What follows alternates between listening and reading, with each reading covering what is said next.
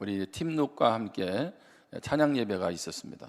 저도 찬양할 때 1시간 정도 이제 위에 올라가서 이렇게 같이 했는데, 제가 참 놀란 거는 이 젊은 청소년들은요 다 일어나서 찬양을 하더라고요. 나이가 들었다 젊다의 차이는 일어서 있는 시간이 많은지 앉아 있는 시간이 많은지. 근데 원래 850명이 등록을 했어요. 선등록을. 노쇼가 발생을 해서 630명만 왔어요. 근데 여기에서 이렇게 찬양하는데 저도 얼마나 감사하고 감동적이었던지. 우리 교회가 부산 땅에 다음 세대들이 일어나는 귀한 집회에 쓰임 받는 것이 축복인 줄 믿습니다. 그래서 오늘은 특별히 우리 교회 안에 우리 유치부 또 유년부 우리 다음 세대들 믿음으로 잘 세우기 위해서 함께 예배 드리고, 이제 설교가 마치고 나면 입단식도 한 15분 정도 이렇게 진행을 합니다. 여러분, 이제 기독교 연구소 중에 목회 데이터 연구소가 있습니다. 데이터 연구소는 말 그대로 데이터를 가지고 한국 교회를 또 앞으로 나아갈 방향들을 분석하고 제시하는 곳이죠. 이 목회 데이터 연구소에서 이번에 이제 전국의 청소년들 700명을 온라인으로 설문 조사를 했습니다. 청소년들의 요즘에 라이프 스타일, 그리고 어떤 생각을 가지고 살아가는지 이제 그것을 묻는 설문을 했습니다. 근데 제가 그 설문을 보면서 참 충격을 받았습니다. 그것은 왜냐하면 응답자 중에 52%가 나는 동성애를 인정해 줘야 된다, 이렇게 답변을 했어요. 그러니까 청소년 중에, 중고등학생 중에 2명 중에 1명이 동성애를 인정해야 된다는 거예요. 그리고 8명 중에 1명 뭐라고 얘기했냐면 나는 동성애자다, 나는 양성애자다, 이렇게 표현을 했어요.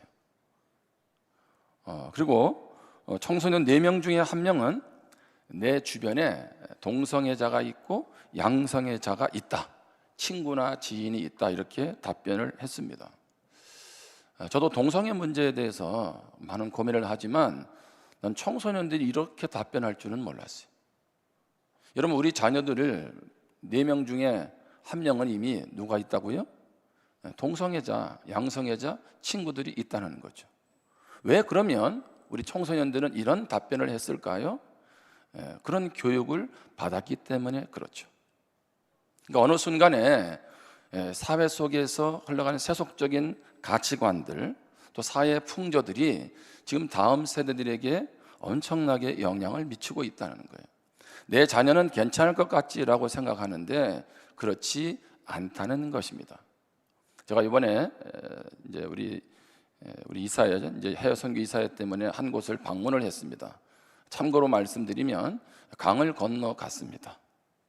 그런데 바다를 건너갔는데 거기에서 제가 예전에 교제했던 우리 방송국 PD를 만났어요. 저에게 얘기하더라고요. 이 지역이 전국에서 마약 1위입니다 그러더라고요. 여러분, 생각보다 우리 사회는요 급속도로 무너져가고 있습니다. 여러분, 여기서 우리가 이제 신앙적인 가치관을 고민을 하지요. 그러면 이렇게 물어보는 분이 계세요. 이거는 교회에서 그냥 아이들을 신앙으로 키우기 위해서 하는 것 아닙니까? 여러분, 그렇지 않습니다. 신앙으로 크는 자녀들이 세상에서 영향을 주지 못하면 그 신앙이 무슨 의미가 있습니까? 아니, 우리끼리만을 위해서 아이들을 가르친다면, 그냥 단순히 신앙으로 자라가도록만 가르친다면 그것이 어떤 의미가 있느냐는 거예요. 그러면 주님은 성경에서 너희는 세상의 빛이다, 소금이다라는 말을 빼버리셔야 돼요. 저는 지금 이 시대에 기독교적 가치관이 어느 때보다도 중요하다고 믿는 사람입니다. 그것이 우리 신앙뿐만 아니라 우리 지역에 있는 우리 다음 세대를 살리는 저는 답이 있다라고 생각하기 때문에 그렇습니다. 근데 고민이 많은 거예요. 어떻게 아이들을 신앙으로 좀 키워갈까? 예를 들면 우리 교회도 뭐 대안학교를 해야 되나? 방과후 학교를 해야 되나? 그런 생각을 하는데 여러 가지 여건들이 만만치를 않습니다. 그러면서 고민하다가 제가 그로잉 252를 2년 전, 3년 전쯤에 한번 듣게 됐어요. 그래서 어떻게 하면 이걸 우리 교회로 다음 세대들에게 좀 접목을 시킬까? 그래서 작년에 컨패션 데이도 하게 되고 그리고 오늘 이제 그로잉이오이 입단식을 하게 됐습니다. 여러분, 신앙이든 삶의 모든 가치관이든 어리면 어릴수록 좋습니다. 여러분, 나이가 들어가면 예를 들면 유치부 때보다 아동부 때 2배 에너지가 들어가고요, 청소년 때는 4배 에너지가 들어가고요, 청년 때는 8배 에너지, 16배 에너지가 들어갑니다. 생각은 쉽게 안 바뀌어요. 그래서 어릴 때 어떠한 가치관을 갖느냐가 정말 중요합니다. 그러면서 우리는 오늘 뜻있는 예배를 드리게 되는 거죠. 누가복음 2장 52절의 말씀처럼 예수님은 4가지 영역에서 자라가셨죠. 그런데 이 4가지 영역이라는 말 속에서 우리가 놓치지 말아야 될 것은 예수님만 자라가야 되느냐라고 하는 것이 아니죠.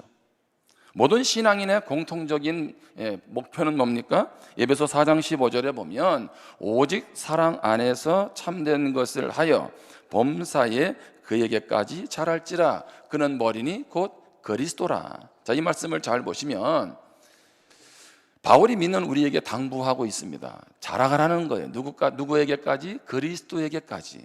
그러면 얼마만큼 자라면 이제 그리스도에게까지 자라갔다고 말할 수 있을까요? 이 자라난다는 의미는 평생의 과제입니다. 여러분, 신앙이 자라기를 멈춘다는 얘기는 이미 신앙이 죽었다는 얘기입니다. 신앙이 작동하지를 못하는 거죠. 삶이 어렵고 힘들어도 예수님이 내 안에 주님이 되시면 그런 상황에서 일어나야 되는데 그렇지를 못하게 되는 거죠. 여러분, 예수 믿으면서 그렇게 다 살아간다면 얼마나 안타깝겠어요. 여러분, 다시 누가복음 2장 52절을 보면 예수님은 무엇이 자라갔습니까? 지혜. 이걸 다른 말로 하면 지적인 영역, 이렇게 표현할 수 있어요. 자, 그다음에 키가 자라갔습니다. 신체적 영역입니다. 세 번째로 하나님에게 더욱 사랑스러워 가셨죠? 영적 영역입니다. 네 번째로 사람에게 더욱 사랑스러워 가셨습니다. 사회 정서적 영역입니다. 저는 그런 면에서 성도들도 마찬가지고 특별히 다음 세대들이 전인적으로 성장해 가야 합니다. 자, 한쪽 부분만이 아니라 전인적으로 이 4가지가 균형을 갖추어서 성장해 가야 된다는 거죠. 첫 번째로 다음 세대들도 우리들도 성장해야 될 건 무엇입니까? 지적 영역입니다. 예수님은 지혜가 자라가셨어요. 여러분, 여러 가지 표현 중에 몇 가지만 보면 예수님이 12살에 성전에 올라가시죠. 그런데 거기에 있는 율법 학자들, 내노라는 그들과 대화를 합니다. 자, 그런데 누가복음 2장 47절입니다. 듣는 자가 다 그 지혜와 대답을 무엇하였더라? 놀랍게 여겼더라. 다시 얘기합니다. 예수님이 12살짜리 아이예요. 초등학교 6학년이라고요. 우리나라로 말하면. 그런데 그 대답하는 게 지금 평생을 율법을 가지고 연구했던 사람들도 깜짝 놀랄 정도로 얘기했다는 거죠. 지적인 능력을, 말씀에 대한 능력을 가지고 있었어요. 예수님 가버나움에서 안식일에 해당해서 가르치시죠. 자, 마가복음 1장 22절입니다. 뭇 사람이 그의 교훈에 놀라니, 예수님의 교훈에 놀라니 이는 그가 가르치시는 것이 권위 있는 자와 같고 서기관들과 같지 아니함 일러라. 그러니까 예수님은 지적인 영역에서도 타의 추종을 불허한 거죠. 그렇다면 우리 자녀들에게 지적인 영역을 길러준다는 것은 무슨 얘기입니까? 세상을 보는 눈과 지혜를 길러주는 겁니다. 신앙적인 가치관을 가지고. 두 번째, 신체적 영역에서 자라가야 합니다. 예수님은 키가 자라가셨습니다. 제가 성경님들에게 물어보겠습니다. 성경에서 예수님이 병원에 간 기록이 있으면 저한테 알려주세요. 자, 예수님이 무슨 병에 걸리셨는지 그 병이 있으면 저한테 한번 좀 알려줘 보세요. 제가 가만히 성경을 이번에 말씀을 보다 보니까 예수님이 병원 간 기록이 없으시더라고. 봉생병원도 안 오셨더라고. 예? 그리고 뭐 감기 몸살 때문에 누웠다는 말은 없어요.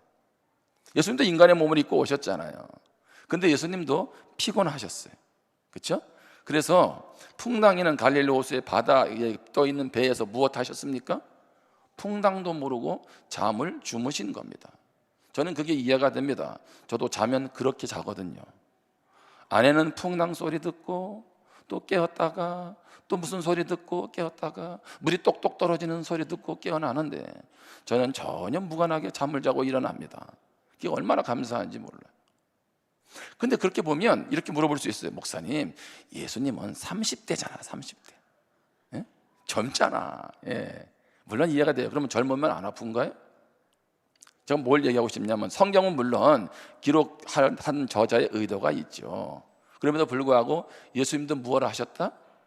그렇죠. 자기 육체를 잘 관리하시는 거예요. 요즘에 지나치게 몸을 만들다가 망가지는 케이스가 많아서 그렇지, 여러분 자녀들이나 우리들이나 어떻게 해요? 특별히 자녀들에게 하나님이 주신 몸을 잘 관리하고 청지기로 자라가도록 가르쳐 주는 거죠. 세 번째, 영적 영역에서 자라가야 됩니다. 자, 하나님 앞에 더욱 사랑스러워 가셨어요. 예수님도 침례를 받고 자, 물 위에서 올라오시죠. 변화산에서 모세와 엘리야와 함께 변화된 모습으로 이야기할 때 그때 뭐라고 얘기하면, 그때 주님은 하늘로부터 음성을 듣죠. 무슨 음성이 들리나요? 내 사랑하는 자라는 말씀을 듣게 됩니다. 자, 예수님은 무엇보다 금식할 때도 그랬고, 자, 말씀으로 모든 것을 이기시지요. 예수님은 힘들고 어려울 때나 날마다 습관적으로 한 것이 무엇입니까? 기도였습니다. 그리고 복음을 전한 거죠.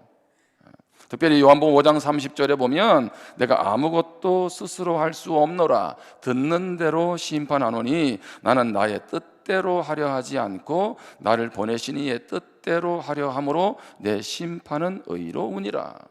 예수님의 초점은 항상 어디 있었어요? 예수님이 영적이라는 얘기는 항상 나의 뜻이 아니라 아버지의 뜻을 행하는 데 초점이 있었습니다. 이 말은 무슨 얘기입니까?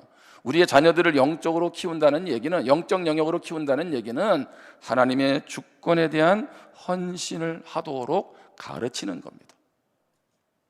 뿐만 아니라 네 번째, 사회 정서적 영역에서 예수님은 성장하셨죠. 예수님은 사람에게 더욱 사랑스러워 가셨습니다. 여러분, 어느 한순간만 사랑스러운 게 아니라 계속 사랑스러워 가야 되는 거죠. 예수님은 부모님의 말씀에도 순종했습니다. 뿐만 아니라 십자가에서 죽으실 때도 제자 요한에게 자기 육신의 어머니 마리아를 맡깁니다. 여러분 잘 보시면 예수님 주변에 누가 주로 많이 있었습니까? 1번 목사님, 자 2번 안수 집사님, 3번 집사님, 누가 있었을까요? 4번 세리와 죄인들. 예수님 주변에 보면 항상 그런 사람이 있었어요.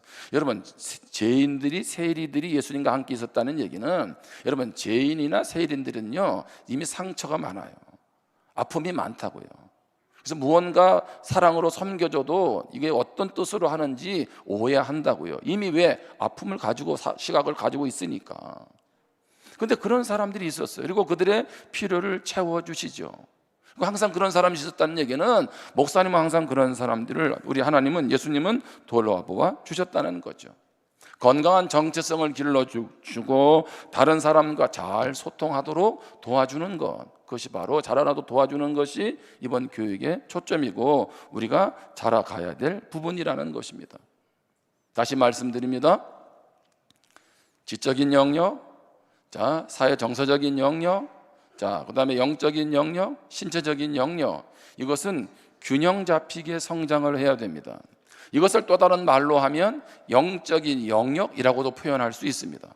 우리는 영적이다라고 하면 기도와 말씀만 보는 것으로 생각하지만 그렇지 않습니다. 영적인 사람은 몸도 잘 관리합니다. 영적인 사람들은 다른 사람을 정서적으로 잘 배려해 줍니다. 뿐만 아니라 영적인 사람은 자기 몸도 잘 가꾸고 그 사람들로부터도 사랑을 받는 그런 사람이 영적인 사람이죠.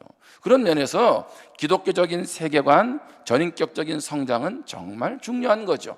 단순히 이번 교육의 초점은 이겁니다가 아니라 성경에서 그것이 핵심이라는 얘기예요. 예수 믿는다는 것은요 가치관이 바뀌는 거거든요. 옛사람이 새사람 돼서 새로운 가치관을 가지고 살아가는 거지, 예수 믿어도 여전히 세상적인 가치관으로 살아간다면 그는 진정한 그리스도인이라고 할 수가 없습니다. 저는 그런 면에서 우리도 뿐만 아니라 우리의 다음 세대들이 전인적으로 성장할 수 있도록 우리가 키워야 된다는 겁니다. 자, 그렇다면 두 번째로 다음 세대들이 전인적으로 성장하도록 우리가 할 일이 있습니다. 첫 번째는 무엇입니까? 세 가지로 얘기하면 성장을 기다려 주어야 합니다. 여러분, 아이를 낳고 나서 바로 걷기를 원하는 부모가 있습니까? 바로 뛰기를 원하는 부모가 있나요? 그렇지 않죠. 예. 여러분, 자녀가 그냥 크나요? 얼마나 속을 썩이는지 모릅니다. 예배 때 왔다 갔다 하기도 하고요, 지금처럼 떠들기도 합니다. 근데 어른들이 예배 때 왔다 갔다 하고 떠들면 뭐라 그래요? 아이고, 어른이 돼서 이렇게 얘기하지만 아이는 뭐라 그래요? 너도 좀 커봐라, 괜찮을 거니까. 우리 이해하는 거 아니겠어요? 여러분, 자녀들을 키우면서 그냥 컸나요? 사춘기도 지나갔잖아요. 여러분, 자녀들이 실수도 하지요, 거짓말도 하지요. 참 부모 속 많이 썩이지 않았나요? 그런 면에서 성장한다라는 얘기는 뭐예요? 기다려 주어야 돼요.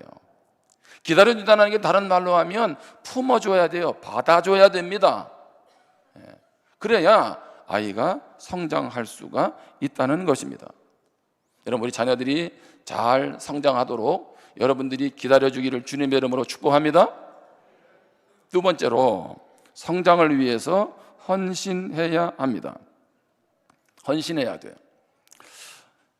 여러분, 우리가 정말 이제 신앙 안에서 이런 가치관을 가지고 우리 자녀들이 네 가지 영역에서 전인격적으로 성장하기를 원하는데 이게 그냥 되냐는 말이에요.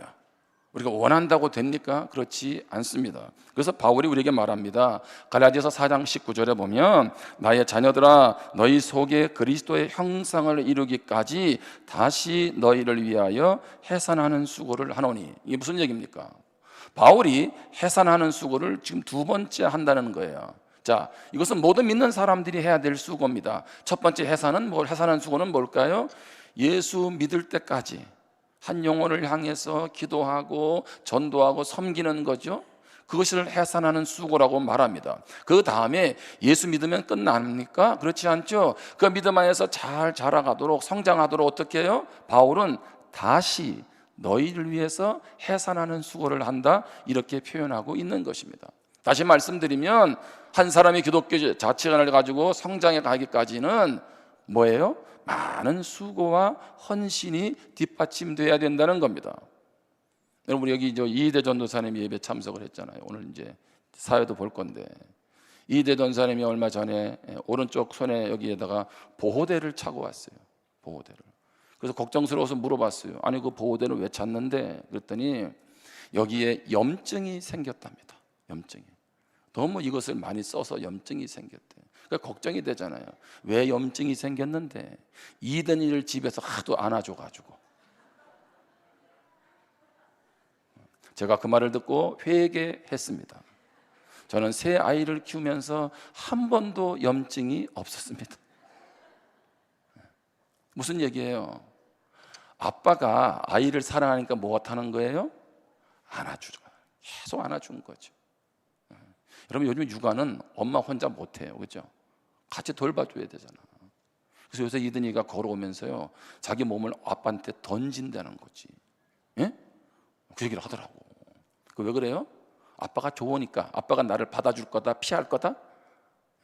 그래서 자기 몸을 던져, 아빠가 안아주니까. 그 말은 무슨 얘기예요? 그만큼 아빠가 아이를 위해서 사랑을 쏟고 애정을 쏟는 거죠. 그냥 되는 게 어디에 있나요? 우리도 다음 세대를 향해서 그렇게 사랑으로 수고하지 않으면 안 되는 거죠. 그러려면 먼저 기억할 것이 있어요. 수고하고 헌신하는데 누가? 부모님이 헌신해야 돼요. 여러분, 저는 우리 한국교회 그동안의 역사 속에서 아쉬운 부분이 한 가지가 있어요. 나는 주의 일을 열심히 하면 내 자녀는 하나님이 책임져 주시겠지. 반은 맞는데 반은 틀리는 거예요. 하나님이 책임져 주는 건 맞지만 부모 책임을 잘 못한 부분도 있었어요. 왜? 부모는 열심히 주의 일을 하다 보니까 아이를 집에서도 믿음 안에서 사랑으로 잘 보듬어 주고 세웠어야 되는데 신앙, 그게 잘 안 된 거죠. 저는 그런 면에서 그거는 우리 헌신된 부모들의 책임이 아니라 우리 교회의 책임이 저는 크다고 봐요. 저는 그런 면에서 혹시 자녀 때문에 힘든 분, 헌신했는데 그런 분들이 있으면 하나님이 반드시 갚아주실 줄 믿습니다. 전 그 기도하고 있어요. 그렇잖아요. 주의 일을 위해서 헌신했는데. 근데 두 번째로 부모도 아이들을 위해서 헌신해야 되고, 자, 교사가 헌신을 해야 됩니다. 제가 이제 이번에 그롱이용이 하는 우리 이제 현재 교사들은 어떤 교사들입니까? 이미 아이들을 가르치고 있는 교사들이에요. 근데 시간을 또 내서 이제 제가 보니까 주일 1시 반에 이제 준비를 하더라고요. 그리고 오후 4시 반에 끝나요. 그러면 오후에 5시간까지는 머물러 있어야 되는 거죠. 자, 여기 교사들은 다 누굽니까? 일주일 동안 자기 일을 해야 되잖아요. 그리고 집에서 연구도 해야 돼요. 아이들을 가르치려면. 예? 그리고 교회에 와서 합니다. 그런데 이것이 한 2주, 한 달이면 좋겠는데, 자, 1년에 16주 한 학기, 16주 한 학기, 32주를 합니다. 여러분, 그럼 생각을 해보세요. 8개월을 여기에 꼼짝없이 투자를 해야 된다고. 그런데 이게 1년에 끝날 줄 알았더니 6년을 해야 한번 돌아가네? 그리고 그거 끝날 줄 알았더니 그 다음에도 또 할 수 있네? 무슨 얘기를 하는 겁니까? 이 헌신이 만만치를 않다는 거예요. 내 자녀를 맡겨놓고 끝날 문제가 아니라는 거예요. 여러분, 교사도 사람이잖아요. 예? 그러면서 여러분들이 끊임없이 격려해 줘야 돼요. 아멘? 수고를 격려해 줘야 돼요. 나도 집에서 내 아이도 힘든데 교회에서 그를 품고 그렇게 기도해 주잖아요. 여러분, 관심을 갖고 격려해 줘야 돼요. 뿐만 아니라 교사들은 꼭 기억하셔야 돼요. 일하다가 주님 떠날 수 있어요. 왜 그래요? 에너지가 고갈돼서. 특별히 교사들에게 당부하는 것은 날마다 하나님과의 관계를 놓치지 말라는 거예요. 큐티하고 기도하는 시간을 아무리 힘들어도 해야 돼요. 그래서 내 안에 하나님의 은혜가 임해야 그 에너지를 가지고 이 일을 감당할 수 있다는 거죠. 여러분, 그러면 힘들다고 이것을 하지 말아야 될까요? 예, 안 하면 됩니다. 그러면 아무 일도 일어나지 않을 뿐더러 다음 세대는 다른 세대가 될 것입니다. 그렇게 우리는 힘들고 어려워도 이 일에 동참하는 거죠. 마지막으로 3번째, 성장을 위해서 공동체가 함께 해야 합니다. 아이들은 마을이 키운다는 말이 있습니다. 여러분, 이것은 우리 어른들은 잘 기억하죠. 저는 지금도 강원도에서 중학교 2학년 때까지 자랐던 그 기억이 너무나도 감사하고 행복합니다. 안 좋은 일도 있었겠죠. 너무 좋은 정서를 가지고 있어요. 청주 한시라고 하는 씨족 사회를 이루고 있었어요. 우리 동네에 초등학교가 있었어요. 여러분, 옛날에 부모님들은 밭일을 나가야 되잖아요. 아이들을 언제 돌봐줍니까? 그럼 누가 돌봐주나요? 동네에 난 할아버지, 할머니들이. 옆집에 누가 있으면 가서 아무 때나 가서 같이 밥도 먹여주고, 먹을 거 없으면 서리도 해서 먹도록 배려해주고, 참외도 많이 따먹고 수박도 많이 깨먹었습니다. 그러면서 마을이 우리를 키워줬다고요. 이건 무슨 얘기예요? 교회 공동체가 함께 할 문제지, 이거는 저 교사들만, 아이들을 본 부모만 해야 될 일이 결코 아닙니다. 여러분 잘 아시죠? 지난해 우리 한국의 출산율이 0.72명입니다. 0.72명. 전 세계에서 가장 적어요. 그런데 이 출산율이 어떤 정도냐 하면 지금 우크라이나가 전쟁을 하고 있잖아요. 전쟁 중에 있는 우크라이나의 출산율하고 똑같은 거예요. 이게 뭘 의미하는 겁니까? 여러분, 전쟁 때 누가 아기를 낳아요? 그렇죠? 근데 지금 한국 사회는 전쟁터야. 아기를 못 낳아요. 답이 없으니까. 제가 한 기사를 보면서 생각을 하게 됐는데, 일본에 농촌 소도시인 나기초라는 데가 있어요. 여기는 인구가 5,700명 정도 됩니다. 근데 출산율이 1.39명이었어요. 근데 코로나 때도 2.68명을 유지했습니다. 자, 5,700명의 소도시인, 농촌 도시인 이 지역에 3명 이상 자녀를 둔 집이 70%예요. 기억하시기 바랍니다. 우리 셋은 낳아야 되는 거예요, 이게. 담임 목사가 번호를 보였으니까. 근데 셋 이상. 근데 어떻게 그러면 이렇게 아이를 많이 낳을 수 있을까? 농촌에서 그것도 무료 공동 육아 시스템이 있는 거예요, 이 마을에는. 그래서 나기 차일드 홈이라는 무료 육아 시설을 만들어서 오전 9시부터 오후 3시까지 아이들을 보내면 돌봐줘요. 그리고 전문 육아 어드바이저가 6명이 있어요. 아이들에 필요한 것들을 거기서 다 이제 돌봄을 주는 거죠. 근데 이런 경우 있잖아요. 내가 일을 봐야 되는데 아이 때는 못 봐. 그러면은 긴급 돌봄이, 그래가지고 육아 스마일 프로그램이 있어요. 자, 아이를 긴급하게 맡기면 누가 그럼 이 아이들을 봐주느냐? 자원봉사자가 15명이 있어요. 15명이 있는데 그중에 11명은 60이 넘으신 어르신들이에요. 그래서 이 어르신들이 전화가 오면 가서 아이들을 돌보아 주는 거죠. 그러면서 그 외의 것들도 당연히 다 준비를 많이 하고 있죠. 그러니까 무슨 얘기냐면 한 마을이 아이들을 돌아보는 겁니다. 여러분, 지금 한국 사회는 지금 내가 저럼 생각해 보세요. 내가 아이를 낳았는데 나도 일을 해야 되잖아. 부부가 다 일을 해야 되는데 여러분, 아이 때문에 스트레스 받잖아요. 양육비가 얼마며 그림이 그려지잖아요. 집도 없어요. 근데 누가 애를 낳겠어요?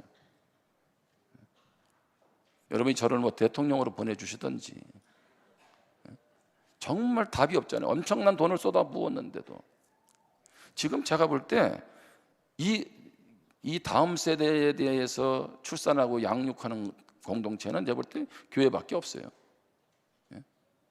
교회가 이 일을 하지 않으면 여러분, 생각보다 무너지는 속도가 더 심하다는 거죠. 저는 다음 세대는 교사들 몫, 그리고 여기 있는 부모들만의 몫이 아니라 우리 모두의 몫이라는 것, 그런 의미에서 책임감을 가져야 된다는 것이죠. 이제 말씀을 마무리합니다.